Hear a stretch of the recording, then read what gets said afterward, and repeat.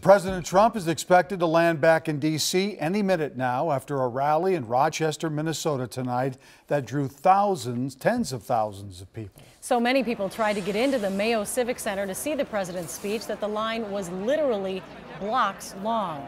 After recent rallies that have caused some controversy, the president mainly stuck to his script tonight, touting his achievements and trying to boost Minnesota's Republican candidates. And he only briefly touched on the Kavanaugh confirmation. We have team coverage of the president's visit, including what the feeling was outside of the arena. But we begin with John Croman, who was inside during the president's speech. John? You know, President Trump isn't going to turn any Democrats into Republicans with this speech, but he is turning out the vote in November. He's here to solidify, electrify the base, you might say, and give a boost to those Minnesota candidates. He strolled into the Mayo Civic Center to the voice of Lee Greenwood and proclaimed Minnesota is turning the same color as this arena.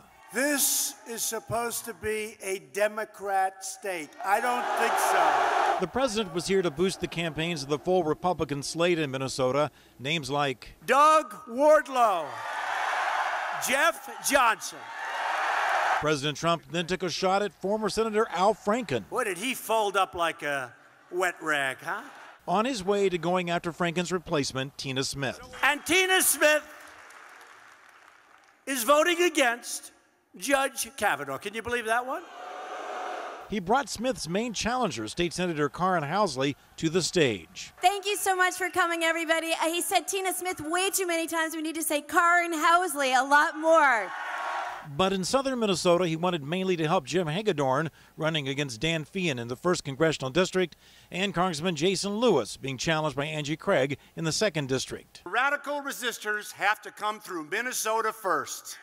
And this is where it stops. They want to take us back to Obama and then some. Are we going to let that happen? Heck no, not going to let that happen. The president left to the voice of Mick Jagger and a crowd that was very happy. And as you have most of the Trump rallies, there's the time where he asked the people to boo the fake news. Tonight that was pretty mild. He did it a couple times and people were generally pretty friendly. Much tamer crowd here tonight than we had up at the Duluth rally in June. Back to you. All right, thank you, John. Carla Holt continues our team coverage with a look at what it was like outside the rally tonight. Carla? Yeah, hi there, Randy. Yeah, we don't have any official numbers yet, but outside we saw hundreds of protesters and thousands of supporters, all of them wanting to send a message to the president. A city famous for a world-renowned hospital. Make America great hats, $10, folks. Tonight hosting a leader also known throughout the world. We follow President Trump wherever he goes. Selling a red wave to those flooding downtown Rochester. Been here for probably about a couple hours. Most hoping for a chance to send the president a message. I want him to know that there are people out there whose voices are not being heard that support him. Voices of those supporting the president. They know the game. And those who don't. I'm pretty worked up that Trump's here. I'm pretty upset about it. Protesters focusing on the president's pick for the Supreme Court and more. We want to make it clear that we don't approve of quite a few of the things that are being done. Denigrating victims of sexual assault, trapping children in cages. But when it comes to Brett Kavanaugh, I want Brett Kavanaugh to get on the Supreme Court. Supporters also quickly weighed in. I feel it was kind of a witch hunt. But during this presidential wave, only a few sparks Legally immigrate, yeah. Interrupted a relative peace. Even if we don't agree with each other, we can at least coexist. So I do think that's one good thing about Rochester. Hello, Minnesota. And for those supporters who had to settle for watching on a screen,